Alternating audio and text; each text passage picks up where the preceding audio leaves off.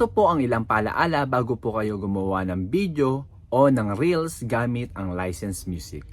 Una guys, kung kayo po ay gagawa ng reels gamit ang licensed music, kailangan po kayo po ay nakatanggap na ng invitation ni Meta na magkaroon ng ads on reel, at ito po ay nai-set up nyo na. At pwede na po kayong gumamit ng licensed music. Dahil dito guys, ang inyong reels ngayon guys ay monetize na. So, kikita po kayo gamit ang licensed music.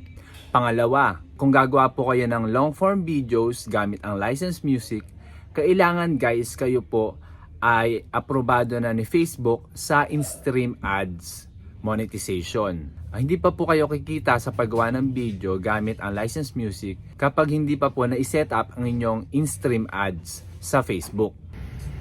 At kung kayo guys ay monetize na sa in-stream ads at naimbitahan ni Facebook sa